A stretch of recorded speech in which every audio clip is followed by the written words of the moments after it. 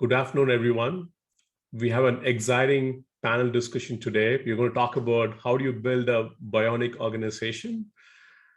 Human productivity has improved significantly over the last 1,000 years, largely because of automation. Even there is a significant fear that automation is going to take away jobs. And this has been there in every century when a new type of automation comes in. We're going to talk about what is there over the next decade. How is automation going to integrate and make human efficient? And how do humans transform to take advantage of all the new automation technologies, data infrastructure technologies, which are available for us to use across companies? We have very interesting questions. We're going to talk about evolution of automation. We're going to talk about how are companies making decisions on what to automate. We'll talk about and debate on where machines are better than humans. We also talk about what are areas where human has to reskill to get better, to take advantage of the automation technologies. To touch upon some of this and what's happening in their individual companies, to start with, I'll invite Arun to come and talk about how he views the evolution of a bionic organization in his company. Over to you, Arun. Thank you, Pari, and delighted to be in this esteemed panel. A very good evening to Mayur and Matis and to all of the audience in NASSCOM. The topic itself is very, very contemporary and exciting, primarily because of what's happened in the last 1 decade, which has been exponential if you look at what it did to what happened in the last 10 decades. And I guess that's the story of the exponential evolution we're all facing in our organizations, in any enterprise. Now, before I get into bionic organization, its characteristics, the challenges, and what we do to manage it and evolve it, I want to just set a context in terms of a very favorite story of mine. As Joseph Campbell said, everything begins with a story. Now, in 1969, Boeing introduced the Jumbo Jet 747, one of the most successful large mass transportation technological vehicle that ever existed, ran successfully for 50 years and before it was sunset in 2019. But its evolution speaks to what we have witnessed in terms of how things have changed for us. Now, in 1969, when the Boeing was introduced, there were 2 pilots flying the aircraft. In 2019, at its peak, when it had 10 million lines of code operating the aircraft, it still had 2 pilots. The job had not gone. But the job had entirely changed from one of flying the plane to managing the systems that fly the plane. And I guess that is characteristic of everything that we are witnessing in any industry, in any job, and in any skill. That the synthesis of humans and machines, what it meant 5 decades ago, 3 decades ago, a decade ago, and what it means today and what it will mean tomorrow is very dramatically and fundamentally changing. Now, if you look at the history of automation as referenced by Pari, automation or mechanization or industrialization, which began in the 18th century, focused on machines working for humans. And I think it is the first time in the history of mankind, the evolution of mankind, that we are now delegating thinking to machines, decision-making to machines. We are now even delegating judgment to machines. Who should get a loan? How should someone's profile be interpreted for the company's products and services? Is something a fraud or not? What's the pattern behind that transaction and what should we make of it? More and more of these are done by machines with humans taking a backseat. Now, clearly there are 3 big drivers to this. One is digital. Anything and everything can be and hence will be digitized. Look at the fever thermometer. For 100 years or more, it was a blob of mercury at the end of a glass tube, and now that's digitized. Right? You look at payments, you look at funds transfer, you look at investments decisions. I think the digitization has touched everything. Mark Andreessen famously said that software will eat the world. I think it's eaten the world. And now what we're witnessing is the post-software eating the world scenario. So the second one is automation. I think the level of automation that we're witnessing is hyperscale, and it can go to any extent. We now have the tools, technology, and the data to automate everything And it only stops at where we don't want something to be automated because that doesn't feel right or it's not the right thing to do. The last one is simplification. Customers, employees, every stakeholder interacting with any enterprise is looking for friction-free, seamless, simple engagement. Customers don't care what technology you use. They don't care what your HR policy is in the organization. They want things, jobs to be done, as Clayton Christensen very famously said, and they want it done friction-free. So if you look at that, a bionic organization is really, in some ways, nothing new, because it's always been about people plus machines. But the change in the bionic organization and how the enterprise is transforming itself is now at the intersection of men, humans, and machines. And that intersection, now I'm not going to call it autonomous enterprise or real-time enterprise, etc., but I'm going to call it a superhuman enterprise, because I believe that it's going to open up opportunities for people, humans, to be extraordinarily creative, imaginative, and to do things that were not possible before. Because what they thought repetitive, what they thought was mundane, is now going to be done by machines. Right. Now, clearly, superhuman organizations or bionic organizations are characterized not merely by strategy and data and machine learning and technology and infrastructure. Those are just enablers. I think what they're characterized by is purpose-driven organization. Now, you look at my industry, telecom. Now, for 100 years, telecom was meant to put cables so people can connect from one place to another. Now, the carrier business is more or less over. Now, telecom companies are nothing shorter or less than a software company, because everything is software defined. Now, we're already living in a world where everything is intelligent at the edge and everything talks to everyone and connects to everything.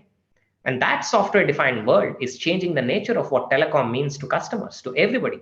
So we looked at our purpose and we said it's no longer about connectivity, but it's about creating a connected future so that everybody can thrive.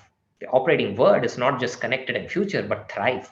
And why did we choose the word thrive? Because we feel that in whatever transformation we will be operating in 3 years, 4 years down the line, in a software defined world, in a world where media, communications, and software converge like never before, we will still be a human first, people first business. We will still be serving people, and people have to thrive. So the well-being, the thriving, the happiness, and the liberation of human mind into doing something that's up to our spiritual potential is, I think, going to be at the center of bionic organizations as much as technology exponentially scales, exponentially advances. Now, clearly, there are three components to a bionic organization. There's technology, obviously. There's going to be more and more virtualization. Everything is virtual. Everything can be and will be virtualized. There's going to be artificial intelligence, AR, VR. People are talking about metaverse and avatars in the metaverse, corporate avatars, personal avatars, ways of working. I think we're talking about a world Telstra is already completely agile. And we've taken that very conscious decisions because we feel that having a fungible structure, having skills on demand, having fastly rotating teams introduce a new culture of collaboration that was hitherto impossible in the older structures. Bionic organizations, where you have access to latest state-of-the-art technology, data, and what you can do with it, need people that can move around fast amongst teams in different configurations. And the last one is culture and leadership. I think the definition of leadership is changing in a bionic organization. We're talking about a more decentralized form of leadership. We're talking about autonomy, we're talking about mastery. And more importantly, we're talking about a leadership ethos that can create and manage self-organizing teams. Now, that's very new, because leadership has always operated under a structure, under a very different ethos. And in this new setup of bionic organization, I think leadership is going to be very, very different. For instance, we've accelerated tremendously as much as we have done on technology in terms of automating the hell out of most of our processes and tasks and repetitive stuff, introduced robots, intelligent chatbots for customers, really gone after natural language processing, computer vision. Our theme has always been, as we introduce these technologies, how do you elevate the human experience and the human behind the process, and not to eliminate the human? So I think that's going to be extremely important, because the human connection in the process and the human connection to the customer through the product, service, or platform is going to be even more important now that machines do much of the other cognitive processes. The second one is we decided, and thanks to the pandemic for accelerating some of this, that we will be all flex permanently. No questions asked, no asterisks, no fine prints. All flex work, not just work from anywhere, but configure your own timings, meeting free days, meeting free hours. And that gives a complete mastery over teams to say that, hey, we manage our own work and we are self-organizing.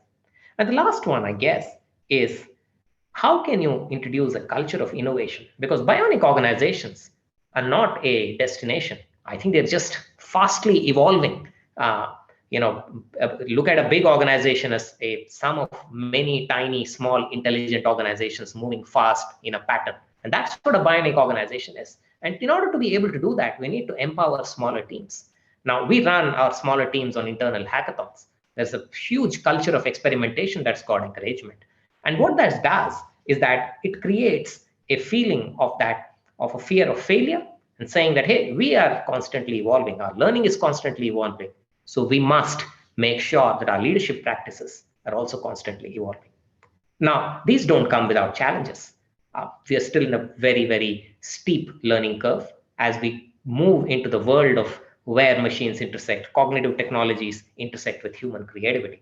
And I think one of the biggest challenges that we all face, it's not just enterprises, corporate enterprises and businesses, but every single society, every single institution in this world, is that as much as technology is exponential and is developing so fast, institutions find a huge gap in adoption of the technology.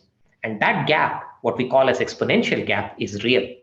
And it creates a whole lot of other cascading challenges for people, for processes, for customers. And managing that exponential gap in terms of adoption of technology, leading change, is, I think, going to be one of the most defining theme of bionic organizations. The second one is the ethics. As machines, as cognitive technologies and human enterprises collide, converge, and collaborate, it raises more questions than answers. What does transparency mean? What does explainability mean? How can you contest something that is machine learned? Now, ethics behind it. How do you ensure that people find their place of mastery in a world dominated by machines? I think that's going to be a very, very important topic. We've got a formal AI ethics policy in the organization. And we have a data and risk council supported by senior most executives. And this is taken extremely seriously. Every new machine learning algorithm, every new automation goes through the AI ethics council. And we test it against 8 or 9 rules that we've made, including well-being, environmental responsibility, human rights, human dignity. And I think ethics is going to be the center of most of decisions taken in terms of creating and running bionic organization. The last one, I guess, is skills. Because skills, we looked at skills in the past as something that we imbibe, something that we provide, and something that people can be trained on. I think the biggest skill challenge that we're going to see in bionic organization is how do you rapidly shift from one to another? How do you make skills a very fungible characteristic of the organization? We are already seeing that. We're already seeing people who have to straddle process and data and application and infrastructure because they're all coming together to provide a seamless customer experience. And you can't run these as silos in your IT organization anymore. Right? Now, let me just end this, Pari, with a very quick note because this is a lot of this is about GCCs. And GCCs themselves have seen tremendous amount of change and evolution in the last couple of decades. Started with an offshore captive, we became in-house centers, we became capability centers, we got further integrated with markets and businesses across the where the company operates. But I think now's the time when GCCs must look at themselves as not in 3 different ways, and these are questions and not answers. Now, this has been my experience in setting up an innovation center for Telstra. And when we set this up 3 years back, we had 3 very important questions saying, we're not setting up a center in India for outsourcing existing processes and existing work. We are going to be this is not about outsourcing, but this is going to be about digital ecosystem. So the question we asked ourselves is, as an innovation capability center, what role do I play in the digital ecosystem I'm creating, managing, and participating in order to deliver value to our customers? And I think that shift from outsourcing to digital ecosystem is going to characterize the bionic evolution of GCCs. The second one, of course, is that talent is going to be on demand. It's no longer about certain skills that can be done in India, certain skills that cannot be done in India or elsewhere. It's going to be about very horizontal new skills evolving. How do you connect the dots? How do you make sure that what you're doing, you're combining what's happening in one team with something of the other and delivering a very different value? Because bionic organizations are about that. Biology is about that, constant evolution, mutation. And I think the intelligence behind it is going to drive talent on demand. And the last one, of course, is cross-industry adaptation. We're not going to be just verticals anymore. I think we're going to be more of horizontals. Bionic organizations will have to be horizontals. Now, we've tried to incorporate these three in our own evolution in the last 3 years. Several examples we've been successful at, several more we've failed at, and we're still trying. But I will stop there, Pari, and hand it over back to you. And hopefully that was a good context setting for the questions that we're going to talk about later in the panel. Thank you. Thank you, Arun. It was deeply insightful. And the interesting part for me was, it's really not about the technology evolution. It's really how organizations has to evolve to adopt and use these technologies going forward. It's more a larger change management, be it the purpose of the organization, the culture, and the leadership, and also the agility and structure of how the teams are going to be structured going forward in a very decentralized manner. Very deeply insightful. Let's dig a little bit deeper into a lot of the areas Arun touched upon. I would like to invite Matthias and Mayur to come in, and let's start with basics. Matthias, you've been leading some of these initiatives in Pepsi. Tell us some examples of tasks where missions over the last few years are able to do things much better than humans. Yeah, thank you, Pari. And I agree, very insightful, Arun, and a lot of things I picked up and learned myself. So, great to be part of this esteemed panel.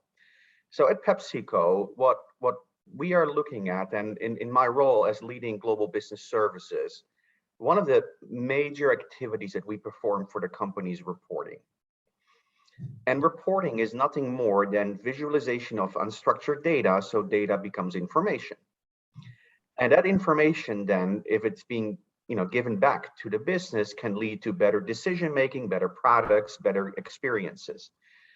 What we found is that we spend so much time on actually report creation that we don't actually spend the time necessary to look at the information, to interpret it, to provide insights back to the business, and therefore we're missing out on opportunities. So I think one of the first things that we are tackling is really automating the physical report creation to a point there we don't even physically create reports anymore.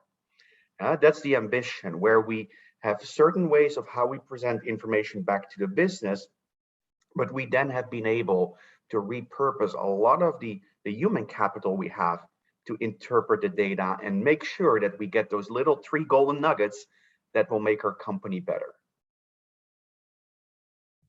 And Matthias, thanks a lot for that specific insight. I'm pretty sure that's saving a lot of time and also improving the experience for the business. We're able to provide those reports more real time, and your teams is becoming an advisor to the business rather than somebody who's collecting data and putting it together. And we'll talk a little bit about the skills required to be able to move from putting a report together to the next level. Let's hold on to that. Coming on to Mayur, and Matthias gave a good example of what's happening in Pepsi. You work with an IBM, you work with companies across industry segments. And how do you help companies discover which processes can they really automate, use missions, be it in terms of pure RPA type of automation to more things like what Arun mentioned about judgments? What is the process you use to help companies, and how is it? Give us some nuance on how is it different for different industries or companies? Sure. Thank you, Barry. To start with, I think the whole idea behind this is not about humans interacting with technology. It's about humans partnering with technology, right?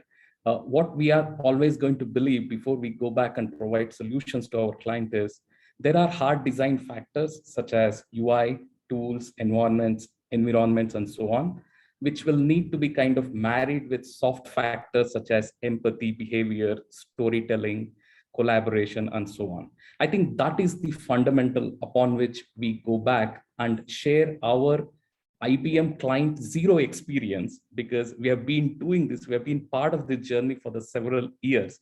And that's what we take to our clients, right, in order to address their problems. Let me just share a couple of areas where it has been extremely successful for us, and we are finding it extremely useful as we go and talk to our clients as well. Number one area, I would say, where we have seen this unprecedented convergence of technology, social, and regulatory forces are in pricing, for example, right? So we have something called this cognitive pricing, which is basically a B2B platform, which delivers this pricing, optimal pricing strategy and better outcomes by leveraging AI that removes the inconsistencies, the human calculation, the biases, the negotiations, delays, and so on. The other area where we have the significant enablement of what we call as intelligent workflows at scale, it is primarily the driver towards talent experience. I mean, I still remember many, many years ago where we used to stand in front of a small HR office, wait for my turn to go and get my queries sorted out, because there are only so many people who could help me with my HR queries. But that has been completely taken out today. If I have to take some of those examples, as part of our talent transformation, the IBM HR Contact Center has enabled the cost-effective and digital delivery of IT talent services, right? It has embedded IBM Watson capabilities into it. And similarly, another area which I can take example here is the IBM workforce planning. So we all know right now how difficult it is for us to get the right talent. This workforce planning platform has been critical to our talent acquisition and the workforce management. So Mayur, these are great examples of use case automation, but is there a process in which you help your customers discover what they should be doing? Yes, there is something called process assessment tool that we use, right? Primarily, this tool is nothing but an AI-infused asset and accelerator, which are focused around building automation roadmap and rapidly deploying the processes to be automated. Now, along with this process assessment tool, we typically have what is known as automation garages, right? Which helps, which is involved in creating cross-organizational spaces, cross-organizational functional teams. They come together for a specific purpose. And then we go into what is known as a co-create, co-execute, and co-operate kind of an approach, which will help us with the speed of a startup, which will help us deliver solutions at the speed of a startup at the scale of an enterprise. So this has been one of those approaches that we use successfully, having taken those client zero experiences, putting them through this process and helping our clients subsequently.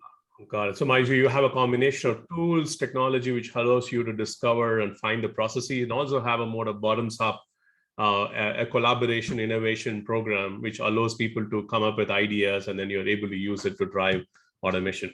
Perfect.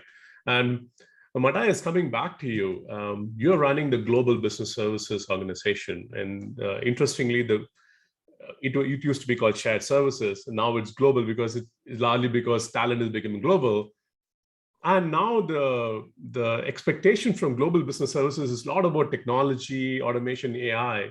Now, how is the expectation of the corporate changing about what you need to offer to the company? No, it's an excellent question. And I've been in this industry for over 20 years. So I have seen the evolution from when I started with Lufthansa Group. It was only about cost. And shared services was really about driving costs out of the organization by taking tasks that can be repeated across our operating businesses and centralizing them. So you create scale, scale effects, you create capabilities, etc.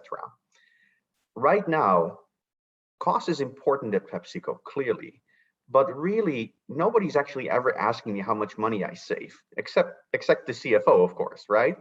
But the business leaders, they are asking me to really focus on fueling their growth. PepsiCo has a growth strategy, and GBS really has been positioned to fuel the company's growth. And a way how we're fueling that growth is really be at the forefront of our digital transformation. We are building a digital factory in GBS where we're going to provide automation as a service. And very similar to what Mayur and Arun were talking about before, what we find is that the inertia of our organization, we're a big organization, we're 70 billion plus revenues, we have 300,000 employees around the world, but we are very vertically organized. We have IT, we have HR, we have finance, we have marketing. And my experience is that even if we start bringing teams together, they still have to navigate through the vertical organizations that are not necessarily built to be very agile, very attuned to a horizontal user and digital experience. And I think this is where the GBS structure can really help by bringing that level of clarity that we really need to carve out a horizontal capability where we bring in, and it's not just about technology. My biggest challenge is actually demand management, funding, and very surprisingly, value realization. So the technology part in the middle is actually the easy part, I find. It's that whole organizational ecosystem that Arun talked about very eloquently, that we find at a company of the size and complexity of PepsiCo is the biggest unlock for us to really transform how we work as a company. Very interesting, Marai. So Arun talked about the horizontal structure, and companies have the GBS as an horizontal structure built over the last several years.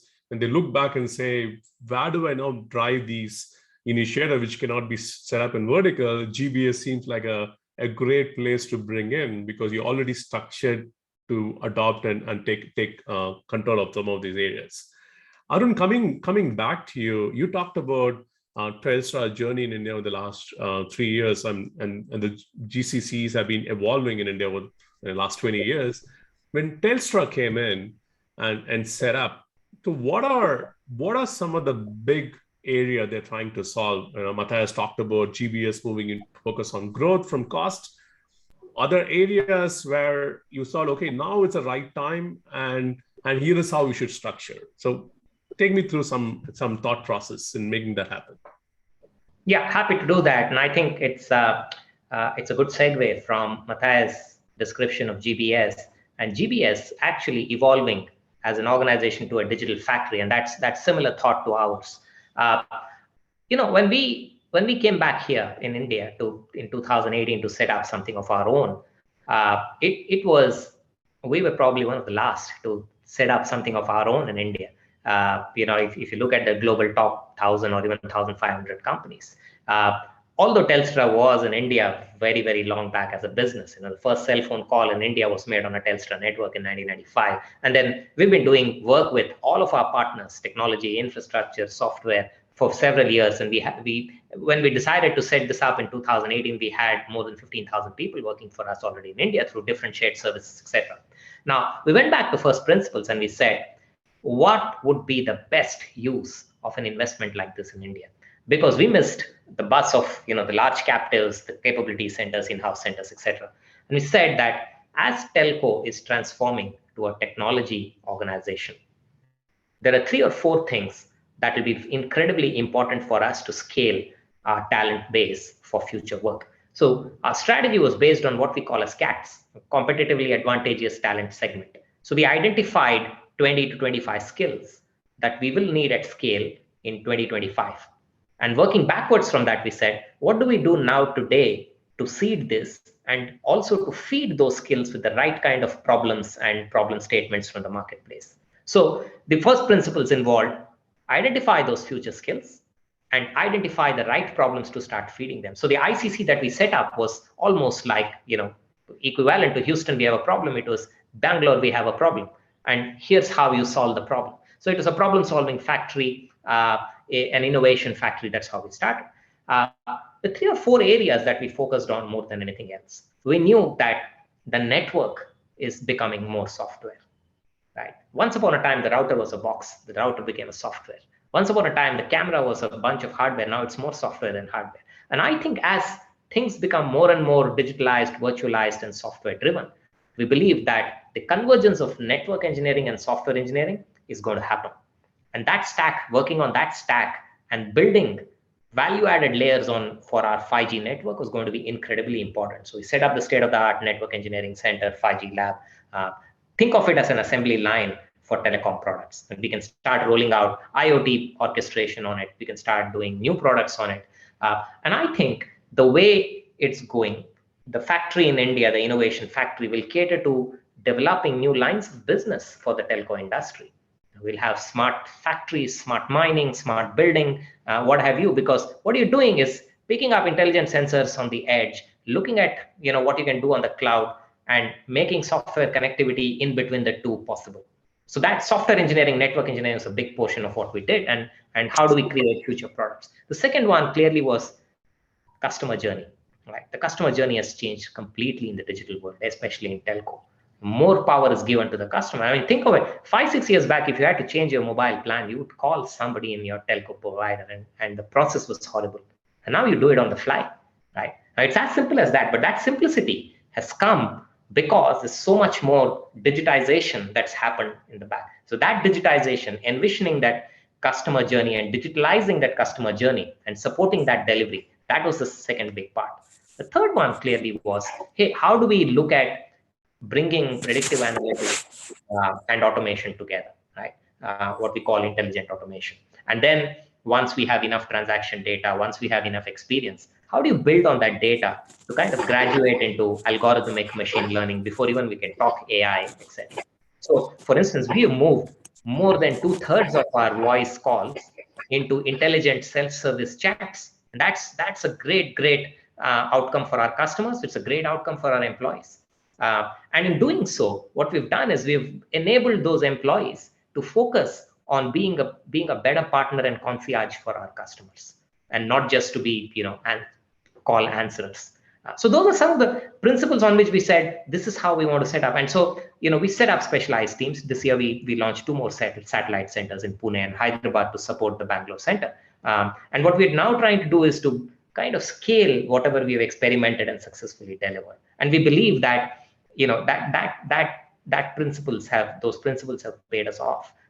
It's also created at the edge of our organization an organization that is innovating and that is mainstreaming those innovation pretty rapidly, which we believe is a better way to do than to break a big organization and disrupt it. So that was the thinking behind the whole India initiative. Interesting, Arun. It's completely changed. You're actually set up for tapping into the talent, experiment with new ideas, bring in all the technology, and then scale those. It could be different product, could be processes, could be customer experience, and driving those. Very, very interesting, and all the best for the journey. Coming back to Matthias, Arun talked about a lot of interesting technologies, but what is the essential technology data infrastructure you need to put in place to be able to take advantage of what this technology, be it AI, be it automation, to offer? Yeah, it's a good question. And I think first and foremost, you need to have a very consistent technology stack. And it does, even though we talk a lot about, technology is important, but the human side and organizational side is equally, if not more important. I do think you need to have some of those foundational items in place. It's hard to automate. It's hard to reimagine experiences if your underlying technology stack is not very homogeneous. What I find and what I've learned in the last couple of years, that then our focus now is on data. Yeah, and how do we create data lakes that are consistent across a variety of digital products that we are trying to ship to our businesses. And we find that is very much also why we employ a lot of manual labor.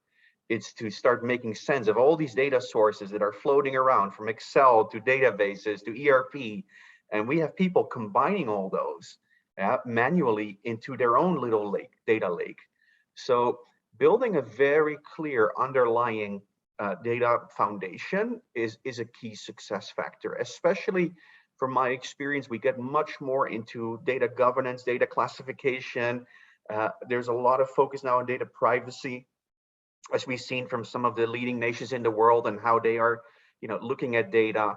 So I do believe that a strong data foundation, it's one, very complicated to get, but it's a very critical success factor of our ability to really drive that end-to-end automation. Absolutely. So you layer the data infrastructure on top of the GBS horizontal structure, right? That brings in the capability for the organization to drive value. Yeah. So the way to put a picture in your head, right? You have your technology stack, but then you need to have your data foundation. Then the whole digital footprint of the organization needs to be built on a common data platform. Because what we find as well is that we are reusing a lot of the data lakes for various products. And we made the mistake at the beginning that we create mini data lakes for every specific product, every digital product. But there's a lot of waste in that approach. And therefore, it's really important to build that common data lake so that your digital products can seamlessly integrate with that. And Matthias, so just talking about this, because you're moving into a bionic organization, technology becomes a core of the company. And companies generally been outsourcing technology for a long time, right? If you're not a tech company, you would outsource to a third party. But now, how important is it for you to build some of these technology internally? How do you choose like a buy versus build? Yeah, I think it really depends also a little bit on the purpose of your company. I think you need both. I think and both can coexist. I do believe that a big core of it, we certainly are building, but we're also forging partnerships, with external companies that can really help us accelerate this journey. So I don't really see this as a mutually exclusive question. I think it's more, how can these two vehicles be complementary? And I think for the longest in our industry, we've been very binary in this approach. And even myself, I was kind of outsourcing good or bad and, captive good and bad. Now I'm much more, maybe it's my age, I become much more fluid in my thinking. So you become Zen-like between the two. Well, I wouldn't say Zen-like, but I would say starting to understand there's enough space in this arena for everyone to play their part. And I think this is an important piece as well, Pari, is it's the orchestration of all of this that I find is where I spend most of my time.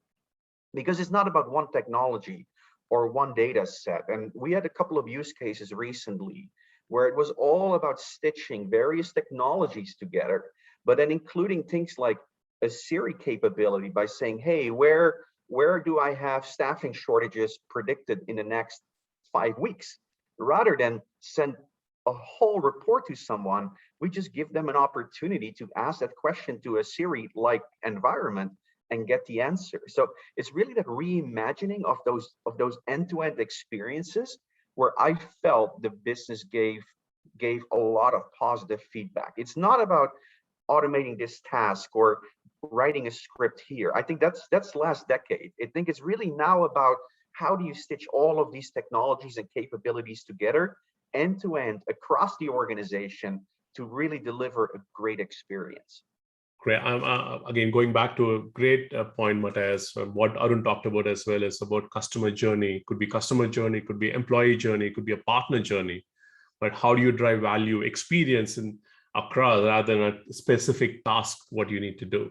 We have a few more minutes left. Coming back to you, Mayur, you have hundreds and thousands of people across the world. And I'm pretty sure the kind of work your teams are doing is changing. The kind of work your customers are doing is changing because of automation and move to Bionic. What does it mean for the skill, and how do you now drive reskilling for your own teams as well as for your customers? Very amazing question, simply because this is what we have been going through. I mean, in the last 8 to 12 months, it has been an incredible journey for each one of us in this business, right? We used to look at employees with high Q and EQ. Now we are also looking at AQ, that is the adaptability quotient, right? I think that is what it's all about at this point in time, because we are providing the learning platforms and we have deployed them as part of this adaptive learning of personalized learning, basically, right?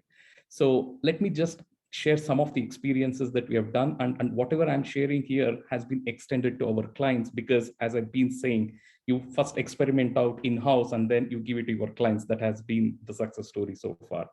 So we launched what is known as Future Skills Plus, which is a business transformation strategy for us to align the skill capacity to the changing client demand, right?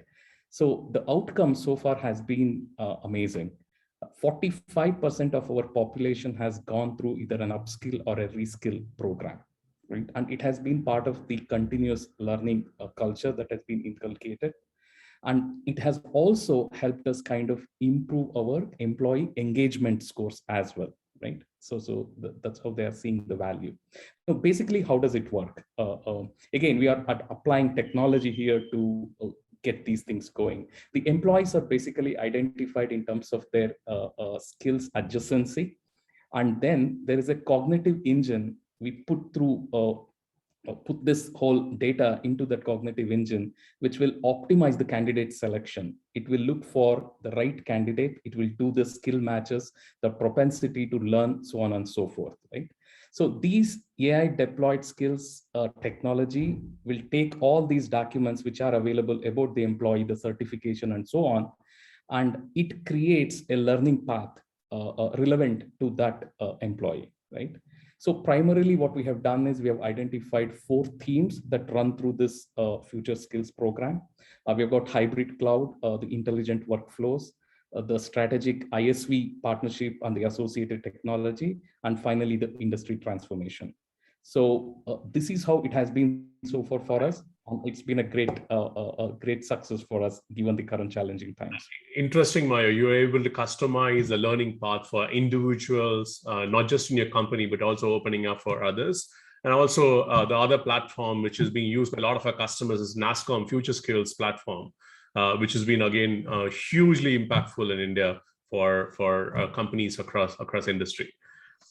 We have a minute left. And I just want to get a one line from each of you, starting with you, Arun.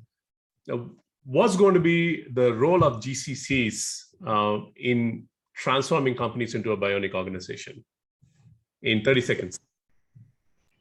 I think platforms for experimenting, problem solving, and collaboration. Great. Matthias? Helping the company remove organizational barriers by being at the center of processes and user experience. Mayur? Being borderless and enabling the partner ecosystem to get access to research assets, platform, and of course, the GCC ready talent. Great. So you talked about experimentation, innovation, a common platform, as well as an open innovation platform to tap into the partner ecosystem as well. I think a huge role for GCCs in India to play to make your organizations bionic. Thank you, everyone. Thank you, Arun, Matthias, and Mayur. Great, insightful conversation. Over to you. Over to the NASSCOM team again. Thank you. Thank you. Thank you.